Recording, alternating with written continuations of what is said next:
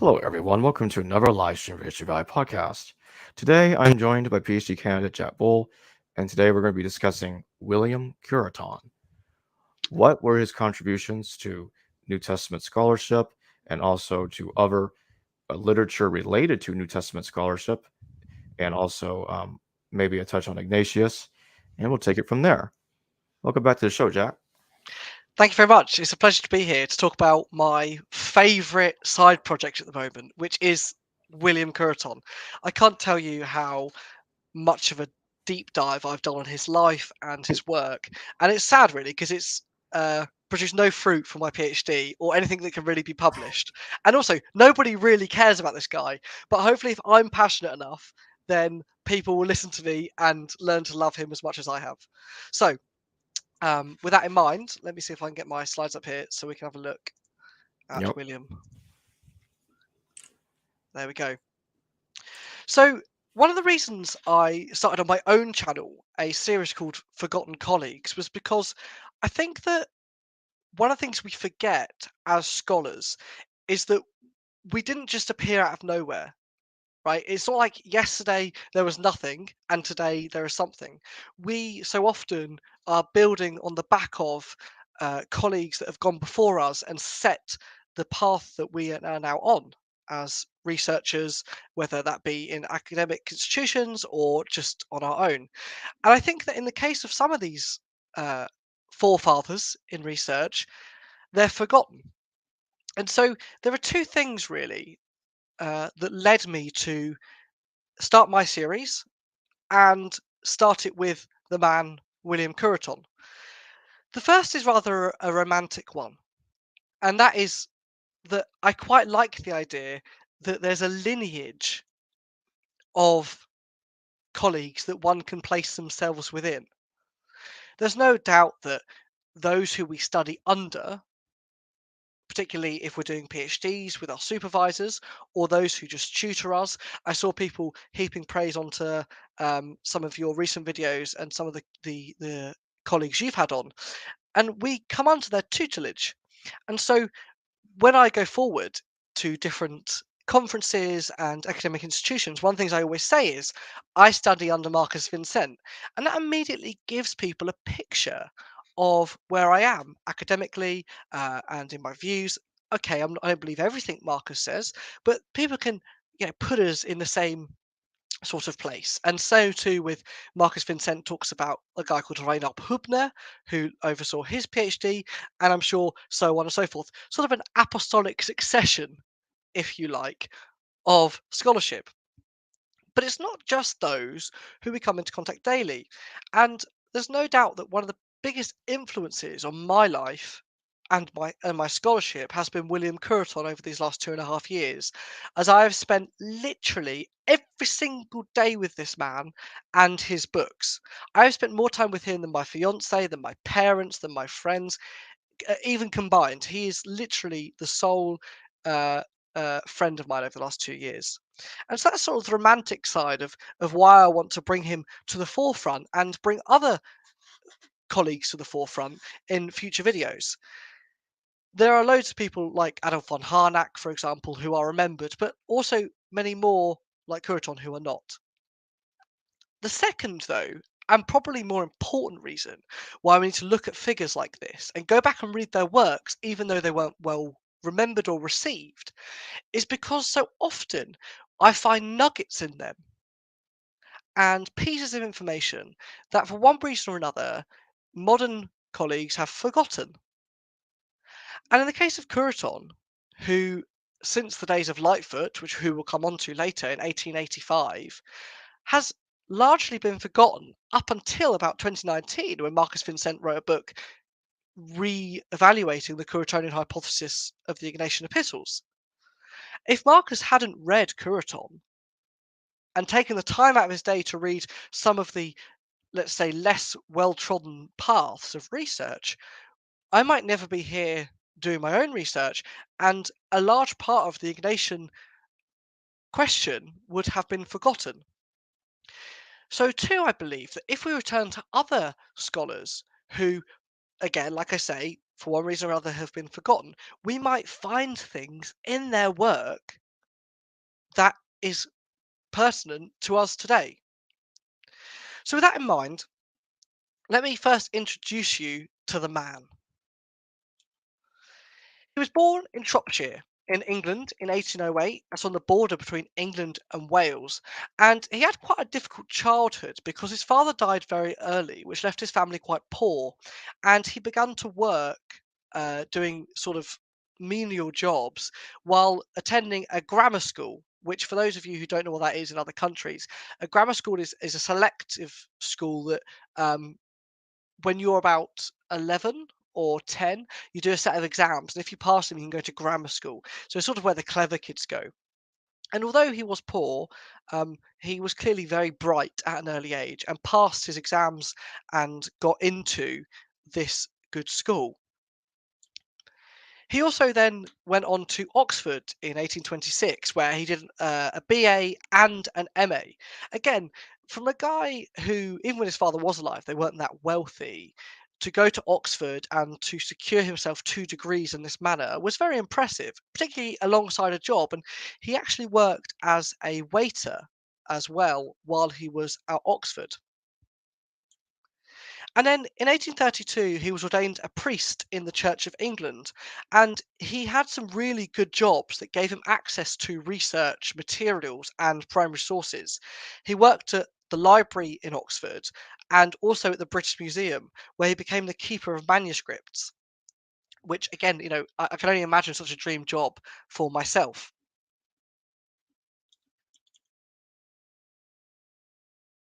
He then, in 1843, married Harriet, and they had many children, at least five, although I think seven, but it's difficult to track them down. Um, and she was the daughter of a famous architect in England. And so he married up, as it were. And it's interesting at this point to say that these connections that he's making now, marrying upwards in the class status to Harriet and looking to get involved in some more highfalutin society, would prove very, very handy when it came to Ignatian scholarship. So bear that in mind. And then he became chaplain in ordinary to Queen Victoria. I mean, how high can you get? You're not just mixing with you know, the middle classes.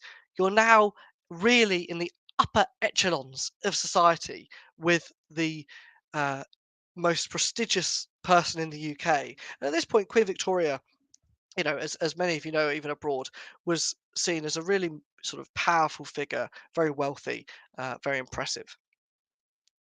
But his main passion, despite having all of these other jobs, uh, was academia. And in 1845 and in 1849, he published two sets of the Ignatian epistles, which we'll look at in more depth in a minute, because that's the sort of the creme de la creme, as it were, of his work, although we'll look at some others as well. In 1848, he published the Festal Letters of Athanasius, and in 1858, he published a really interesting book, which is something I'd like to do more work on, called The Remains of a Very Ancient Recension of the Four Gospels in Syriac, hitherto unknown in Europe. This is a fascinating book in which he publishes a version of Matthew in Syriac, which he argues was translated from Hebrew. And he further suggests that this version of the gospel is more accurate than any other. And these eventually become known as the Curetonian Gospels and were quite significant at the time, although in more recent times have largely been forgotten, which I think is a shame. But like I said, I hope to do some more work on the future, in the future on these things. And he published many other works as well. He did not stop with these three, but his other works were less prominent than these.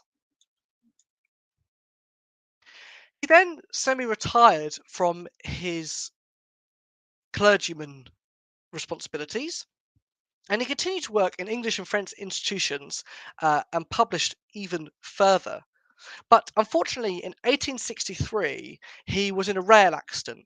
And I know that there is some detail about this in a newspaper that I don't currently have access to, but I hope to be able to this week or next week, that tells the details of how this happened.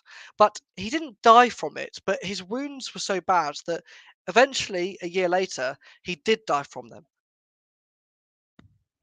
in Shropshire, where he was born. Now, one of the difficult things that I've been desperate to track down over the past couple of months is where he died and where he lived when he retired. When he was living in London, I think that might be impossible to track down, although he was also canon at Westminster Abbey and the dean of St. Margaret's Church next door. When he went back up to Shropshire, though, I did found the two places where he lived. One of them was the old vicarage of a church in Westbury, which is a village in Shropshire, and the other is a place that I chose not to include in this talk as it's now a personal residence, and I didn't want to just sell these people down the river into yeah, and get people, and not that people would descend on William Cureton's house, the millions of people that are interested, but just for their privacy.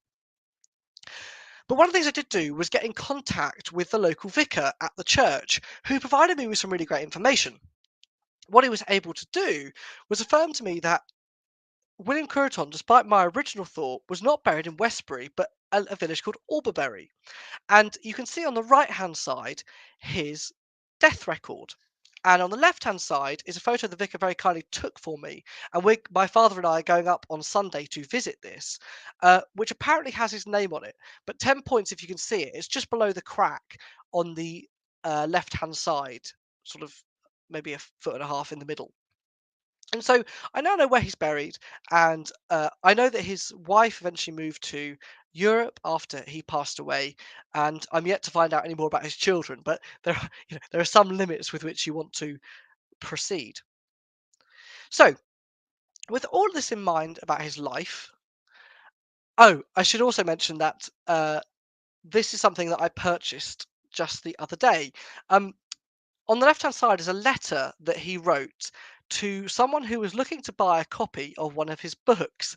And for some reason or another, since 1855, it's been preserved, which is unbelievable to me. I mean, I'd love to know the journey which it took, but I saw it for sale online for £30. And I just thought, I have to have it. Nobody else in the world is going to want that. And on the right is his picture, which I framed, which my fiance very kindly bought me for my birthday. So that's just a little neat thing. But I shouldn't imagine there are many other Curetonian letters to the pound. So if anyone else does have one, please let me know. I'll happily purchase it from you for a reasonable price. But with all of that out of the way of his life and sort of how he lived and where he went and his jobs that he had, I want to focus on the most significant work and the one that's most pertinent to me, which is the Ignatian epistles. I've given several videos on this channel and my own talking about the intricacies of the short recension versus the middle recension. But one of the things we've never spoken about is where these epistles came to light. From whence did these manuscripts come? For up until the 1800s, people only knew of the longer or the middle recension of either 7, 12, 13, 15, or 17 letters. And all of a sudden in the 1800s, these letters come along. So I thought I'd take you on a journey of where they came from because I think it's actually fascinating. I genuinely believe this is an interesting story. And Cureton's fingerprints are all over it. So our story begins 200 years before Cureton in the 1670s, where a gentleman called Dr. Fell wanted to find more Ignatian epistles, which he believed were out there. Now, he believed they were out there because of a letter or a work that was written by Ebed Yezu, the Metropolitan of Soba, in which he outlined their existence. And so he got in touch with a gentleman called Robert Huntingdon, who was stationed in Antioch as part of the British Army to look for them. And he went to a place called St. Mary de Para, which, excuse my pronunciation, in the Nitrian Desert in Egypt.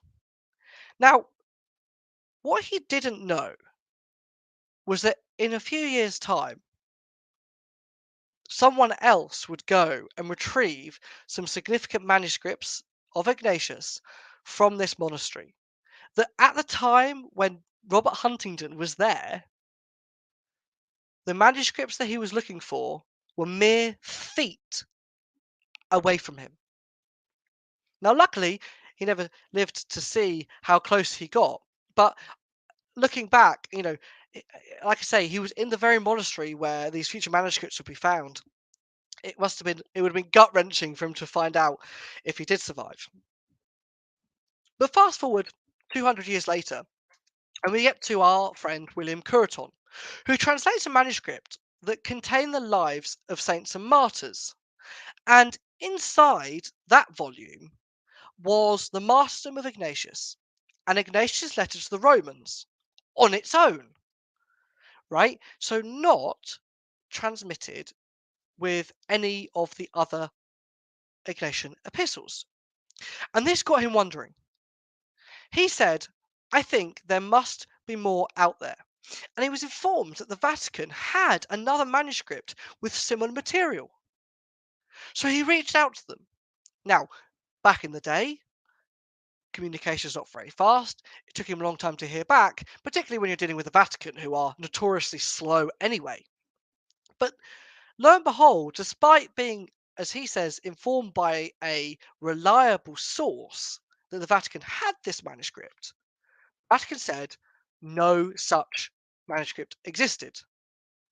To this day, I wonder whether they do have it, and I would love to know. Maybe that's something I search for in the future. But nonetheless, he was denied. However, he didn't give up. And in 1838, a man by the name of Henry Tatham went on a journey to the same monastery in the Trian Desert and procured several Syriac volumes and returned in 1839 with them. Cureton was given these at the British Library and rushed to see them. And this I had to quote because, as a scholar, as a researcher, as someone who's so passionate about these things, I can only imagine how this felt. He goes through these volumes, he looks them all up, and this is what he says. I rejoice to discover not only several extracts from the epistles cited by different ecclesiastical writers, but also the entire epistle to Polycarp in a volume of great antiquity. And this volume was not, well, this volume, sorry, did not contain Polycarp as we know it in the Middle Recension. It contained a shorter version. So when he says, I rejoice to discover, I can only imagine. He again suspected that there were more and sent Tatham again in 1842 to the same monastery. So these monks at the monastery were wiry old fellows and didn't give up all they had first time. So Tatham went and this time returned with 3 to 400 volumes, an unbelievable quantity. Cureton searches them again and writes, I had the rare satisfaction of having my hopes realized by finding among them not only several additional passages from Ignatius quoted by various authors, but also 3 entire epistles to Polycarp, the Ephesians, Romans, in a volume of very considerable antiquity. Again, in a short recension. Amazing.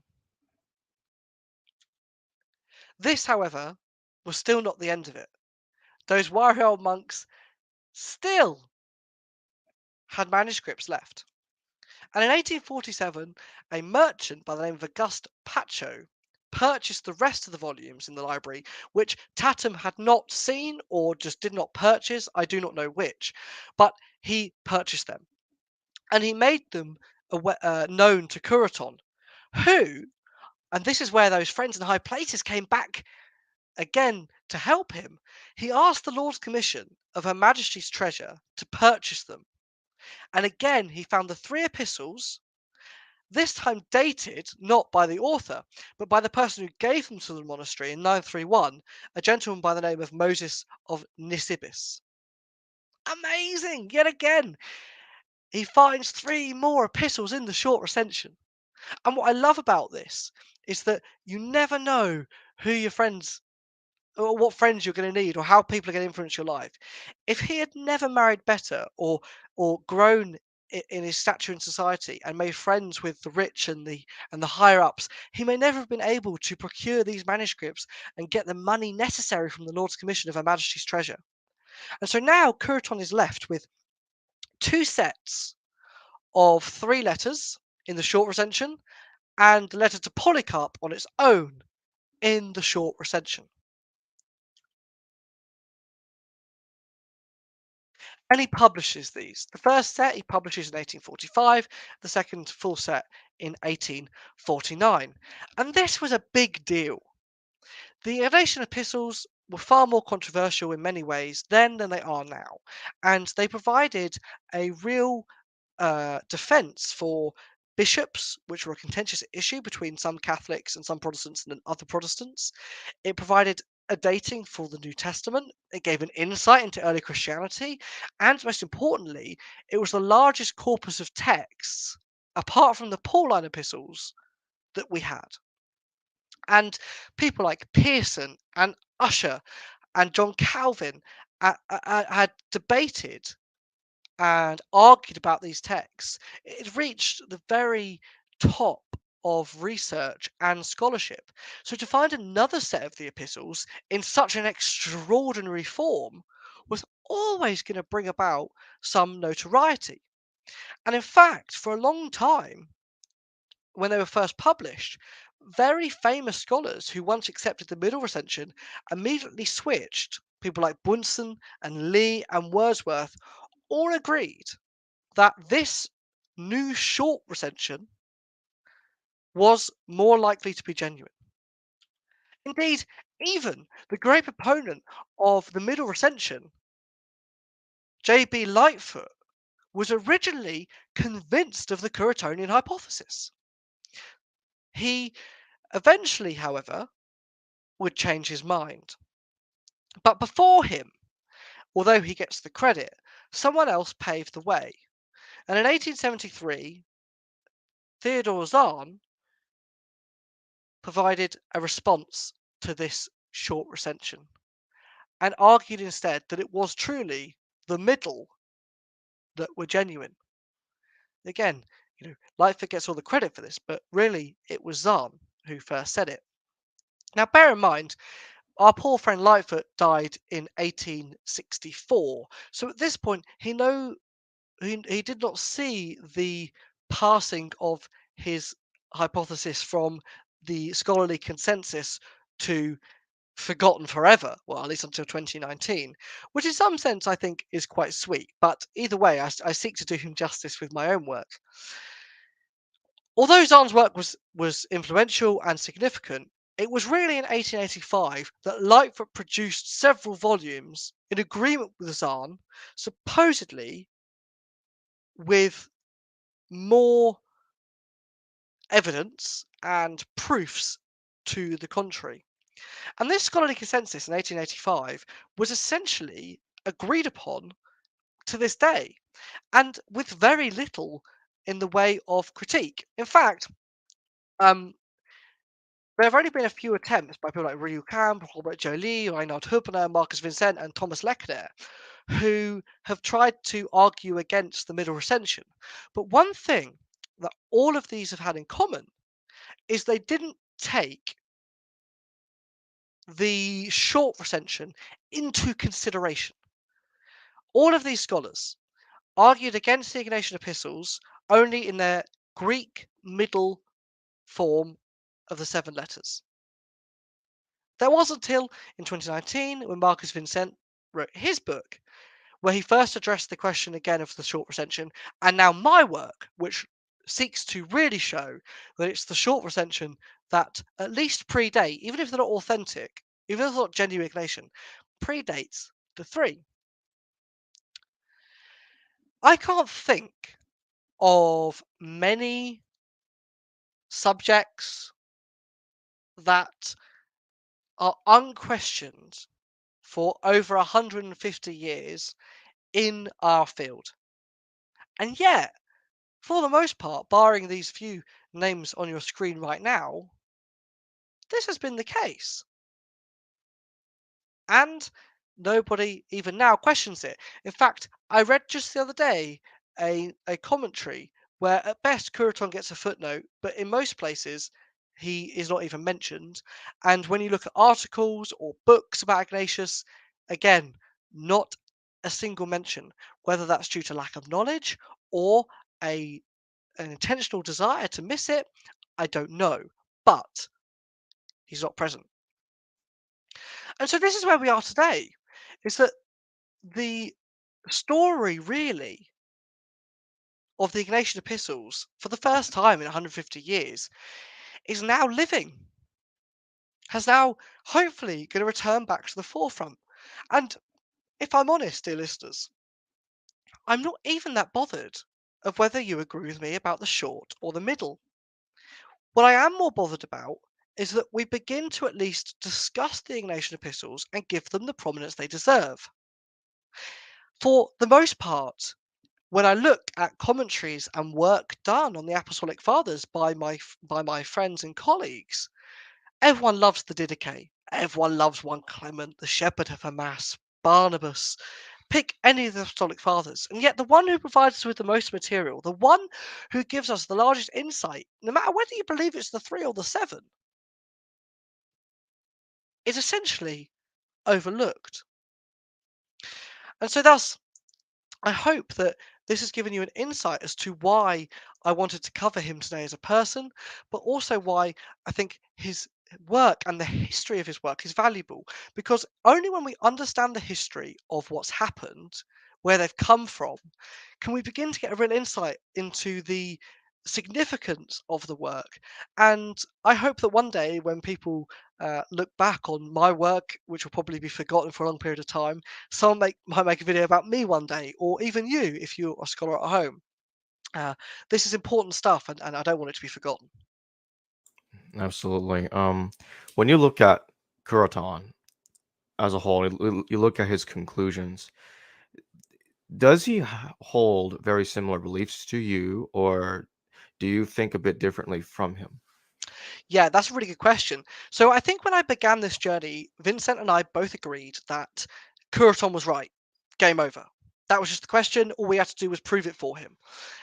My position has now shifted slightly, and I actually owe this to other maybe forgotten fathers, Funk and De Camp, who in 1909, I believe it was, published one of the only sort of, and I say sort of, critical edition of Ignatius. It wasn't comprehensive.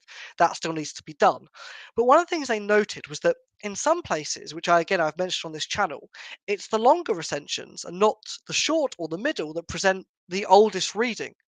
And so it brought to my mind the fact that, well, if Cureton is correct, why is he not accounted for these other bits and pieces? And in fact, on some occasions, Cureton even admits that his opinion is too heavily swayed by the middle recension, which he ostensibly disagrees with for certain words and translations. And so my position has become sort of the Curetonian hypothesis 2.0. But I keep the name Curetonian hypothesis because without him it doesn't exist, and also it is essentially the same. So my position now is that for the most part, Cureton was right, and the short recension presents the oldest version of the Ignatian manuscripts we have.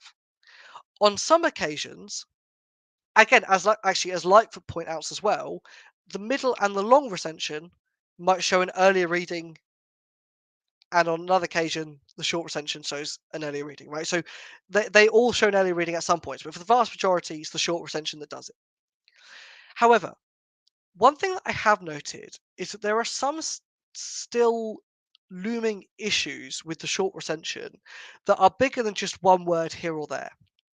For example, um, Ignatius's letter to the Ephesians, chapter 19, is been called the Star Hymn, and it differs quite considerably from one recension to the other. But it was Dijkgraber who first pointed out that actually the star hymn in the middle recension doesn't just fit the rest of the recension anyway. Like it's all just out of place. And that is also true for the three letters. There's just something not right about it, both in style, genre, lexicon, and themes. And so, although Cureton is likely correct, there are some issues. So it's Cureton 2.0 minus a few of the short recensions, bits and bobs.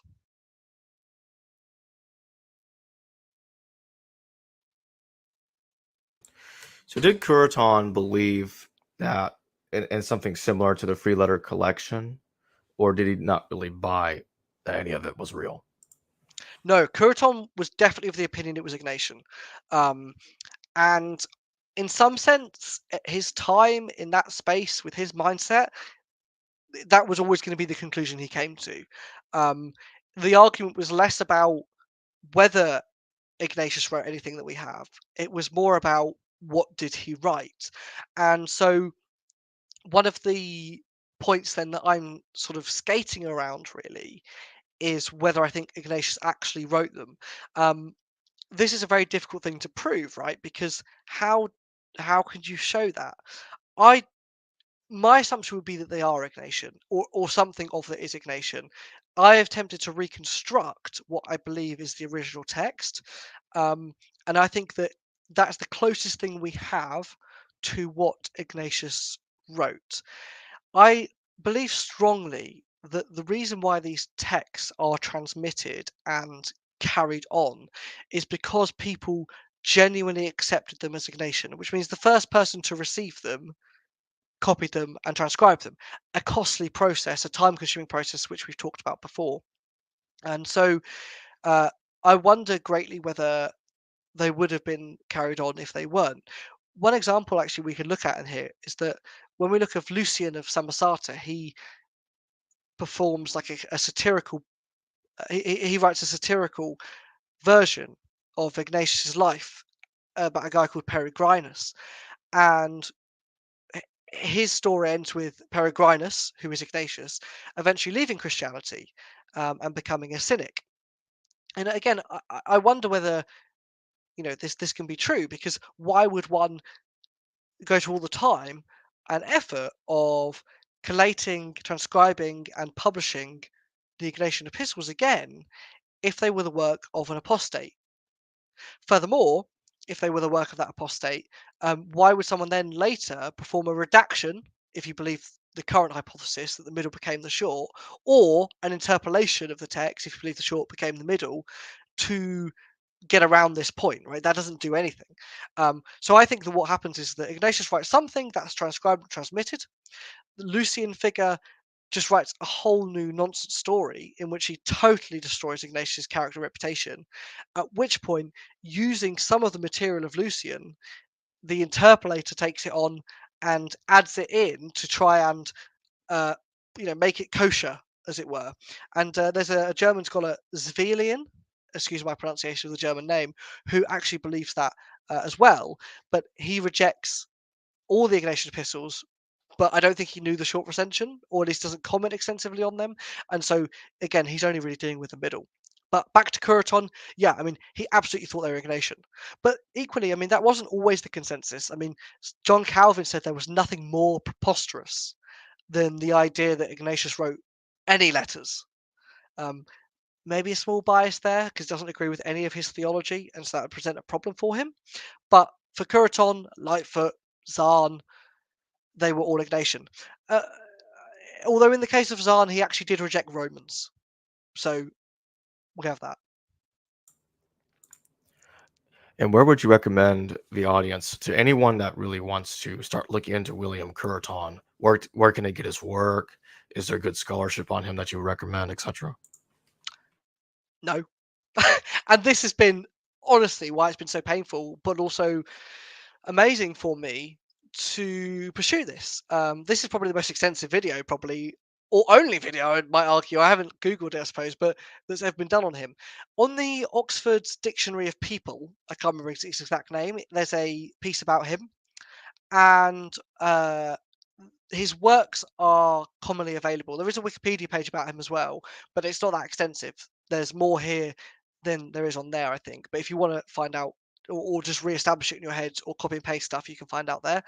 Um, you can also see all of his works, though. A full list of his bibliography is in several places on the internet, and I highly recommend you go through and read some of those works, particularly the Ignatian stuff. I'd recommend the 1849 book over the 45 because he's developed his theory and has more access to manuscripts. Um, if you want to get there before me, and I highly recommend you do, go and read about the Curetonian Gospels. I'd love to hear from you guys if you find out more and can come and tell me.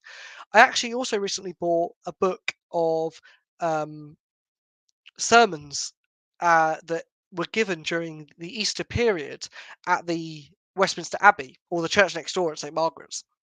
And in it is one of his sermons that he gives on a Sunday. And so I went to the church and sat in front of the pulpit where he gave it and read it to myself like the sad little man that I am. But yeah, I mean, it's full of books out there. And if you guys learn anything more about him, please, please, please come and tell me. I would like to do a fuller blog post all about him and literally get all of the information about him compiled into one place because I think he's a significant figure. And in addition to that, I hope to look at some more forgotten colleagues in the future. So again, if your viewers have any ideas on people that they would like to see done, again, preferably dead, because if they're alive, you can just email them. Then please do reach out, and I'll try and do a deep dive into them and see what I can find. But the process of this has been very laborious. It's taken 5 or 6 phone calls to churches, emails to the diocese where he lived, um, several googlings, contradictory material. It's very difficult to find all this out. So yeah, if you do have someone else you'd like me to look into, let me know. I'll check them out and I'll do that deep dive for you. Well, thanks for joining me once again, Jack Bull. Oh, we have a super chat.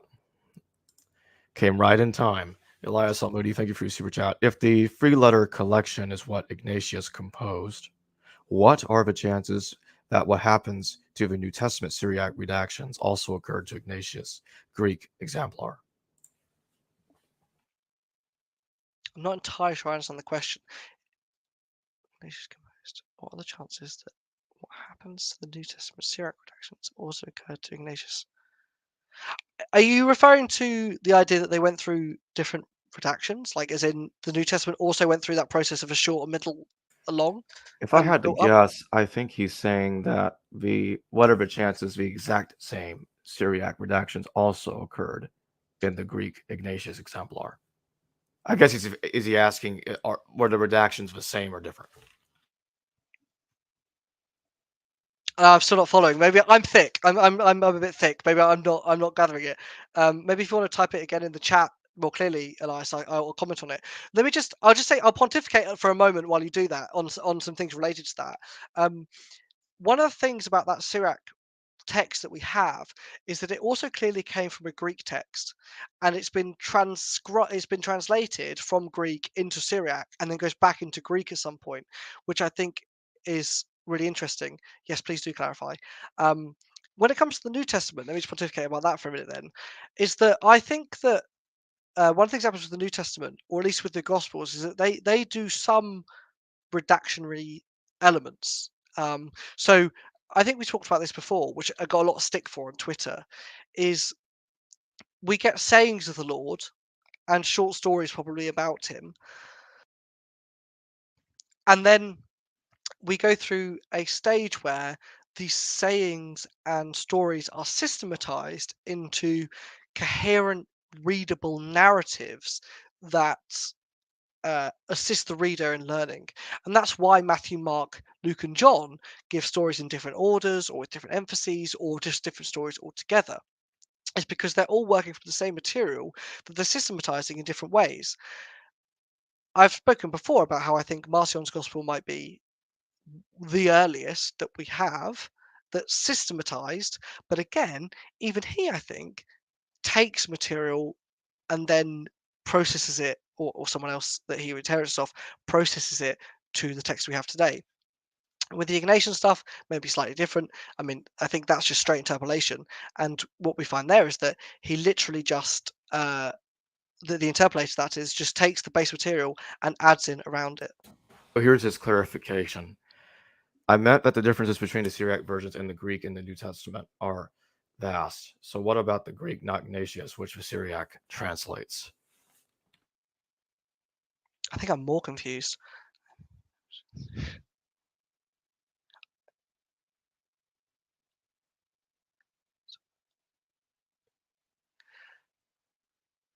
I think I'm more confused than I was. I'm not going to lie. But again, am I being thick? Can you help me, Jacob?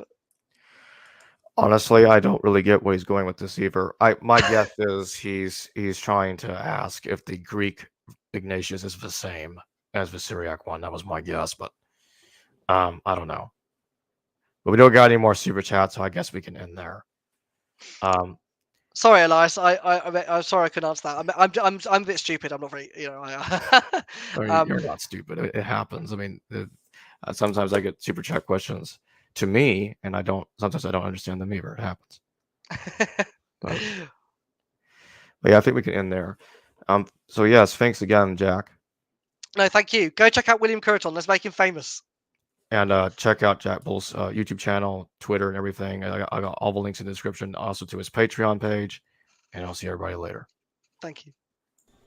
Hello viewers, thanks for watching this video from the History Valley YouTube channel. Please don't forget to subscribe and hit the notification bell. And if any of you wish to further support this channel, please consider checking out this channel's Patreon page and becoming a patron, and or donate through PayPal or through Super Chat during a live stream. Thank you.